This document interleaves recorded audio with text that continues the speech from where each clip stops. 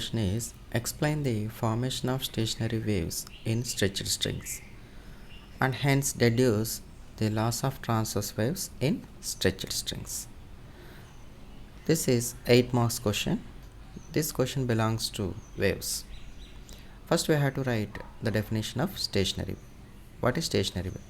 When two progressive waves of same amplitude and frequency traveling along the same straight line in opposite direction superimposed, a stationary wave is formed. Suppose a wave is traveling, a progressive wave is traveling in this direction, and by touching with a rigid support and it reflected back, then this is called stationary wave. This is first wave, this is second wave. Here the two waves are superimposed, that means they mixed with each other. So next concept, the formation of stationary waves. Here how to create these stationary waves. A string is fixed between two rigid supports. This is one rigid support, this is another rigid support. It is excited perpendicular to its length to generate transverse waves which travels in opposite direction from point of excitation. We have to excite this string perpendicularly, that means we have to pluck this string, then transverse waves forms here. These transverse waves get reflected at the rigid support and overlap on each other and produce stationary waves. So if you pluck this string at this position, it develops transverse waves. This is first wave, this is moves like this and touches with second rigid support and reflects back towards the initial position. So here the two waves are superimposed.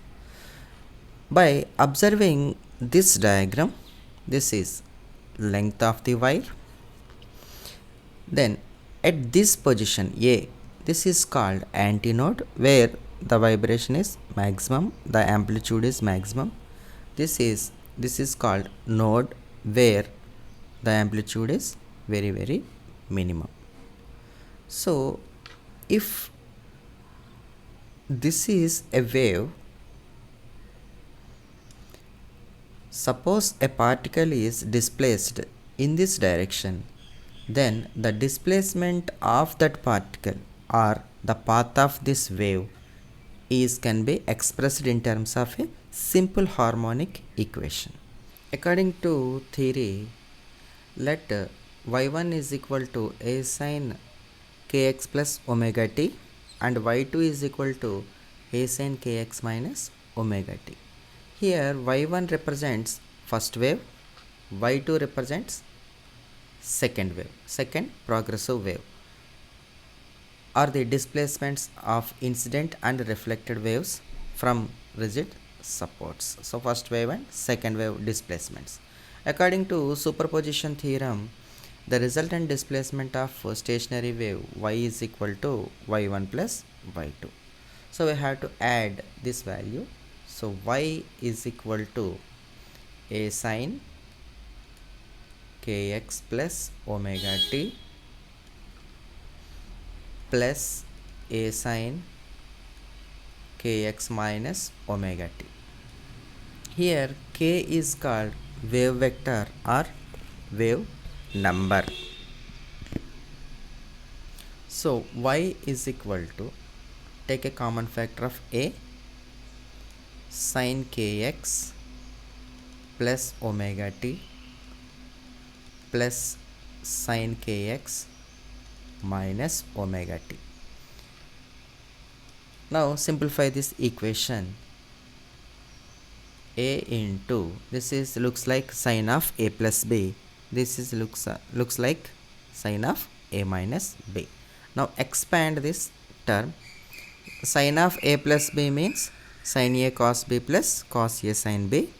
So I have to write sin kx cos omega t plus cos kx sin omega t plus, now expand this term, sin kx cos omega t. Here minus is there, so we have to put minus. The remaining is same, cos kx sin omega t. Now this term cos kx sin omega t minus cos kx sin omega t gets cancelled. The resultant displacement of the stationary wave is this sin kx cos omega t plus sin kx cos omega t. This will be 2a sin kx cos omega t. This is equation number 1. Now the resultant displacement. Here y is equal to displacement. This term 2a sin kx represents the resultant amplitude of the wave. So let r be the resultant amplitude of the stationary wave. Then r is equal to 2a sin of kx. So we have to find where the amplitude will be maximum and where, that means at which position the amplitude is maximum, at which position the amplitude is minimum. So that depends upon this term, sin term. So we know k is equal to 2 pi by lambda. K is equal to 2 pi by lambda, which is wave vector or wave number. So 2 pi refers the phase difference, lambda refers the path difference. The ratio of these two is called wave number or wave vector. So if r is minimum, then what will be the value of x? For r minimum, the x value will be how much? Then for minimum, the sign will be minimum at 0 degrees. So the first value is x is equal to 0. At x is equal to 0, the r will be minimum. So put r is equal to 2a into sin of 2 pi by lambda, k means 2 pi by lambda, into 0. Then r is equal to 0. So r is minimum. The next thing is we have to put lambda by 2. At lambda by 2 also r is minimum. So r is equal to 2a into sin of 2 pi by lambda into, at the position of x, lambda by 2. This lambda gets cancelled, 2 gets cancelled. 2a into sin pi means sin 0. Sin pi means sin of 180 minus 0, that is sin 0, that will be 0. Then the next value will be 2 lambda by 2, that is r is equal to 2a sin of 2 pi by lambda into 2 lambda by 2. 2 gets cancelled, lambda gets cancelled, that sin of 2 pi, that will be 2a into sin of 2 pi. Sin of 2 pi means sin of 360. 360 is equals to 0. Then sin 0 becomes 0. So we can write the general equation. The general values or order of values: x is equal to 0, x is equal to lambda by 2, x 2 lambda by 2, another one 3 lambda by 2, 4 lambda by 2, and etc. will give the minimum amplitude. So for maximum amplitude,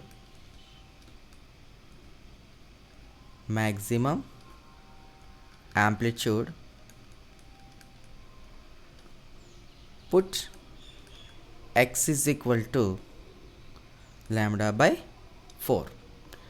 That means r is equal to 2a sin kx. So k means 2 pi by lambda. So you have to put x value. So first put r is equal to 2a. That means this equation will be maximum at sin 90. So sin of 2 pi by lambda into x means lambda by 4. This and this gets cancelled. This will be 2. That means 2a into sin of pi by 2. That gives 2a, which is maximum.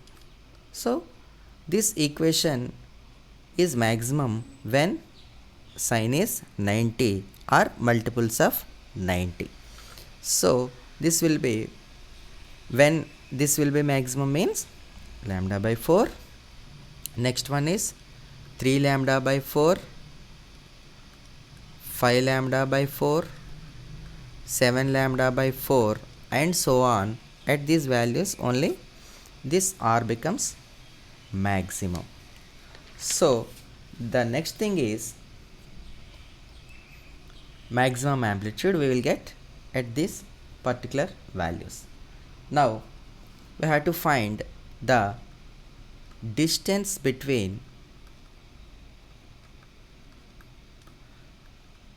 the adjacent nodes. Node means this is one node, this is one node, this is one node. So that the distance between two nodes, that means successive nodes, is, let the distance between successive nodes are p, and if you took this loop, if you consider this loop, the loop length is nothing but lambda by 2. So the width of the loop into the wavelength lambda by 2 is equal to L. P means if there are 3 loops, there P becomes 3. If there is one single loop, P is equal to 1. So from this equation we can find the wavelength. Lambda is equal to, already L is here, this is 2L by P. Here P is equal to order. That means P becomes 1, 2, 3 and so on. Then according to the velocity of sound in, according to velocity of sound in string is equals to root of T by mu. T means tension in string, mu means linear density. Linear density means mass by length. Mu is equal to mass by length. Suppose I have to take 1 meter of wire, certain 1 meter of weight of 1 meter of wire, and find its mass. So that mass value divided by 1 meter, then you get the linear density. Okay, then we know V is equal to n lambda. So finally we have to find n value. N means the frequency of stationary waves. N is equal to V by lambda. So here V is root of T by mu, lambda means 2L by P.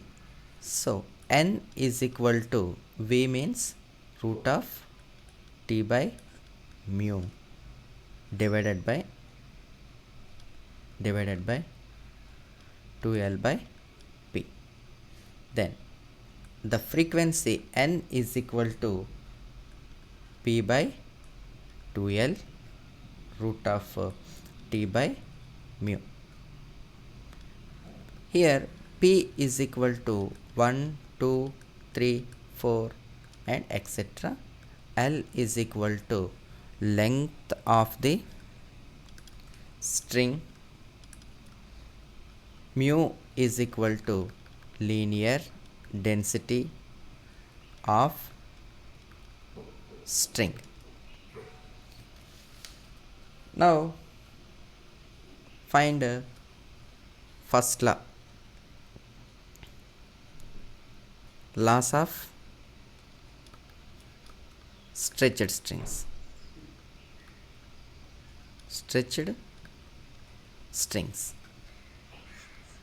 In this stretched strings, the first law is from this particular equation, the relation between N and L, the frequency and length.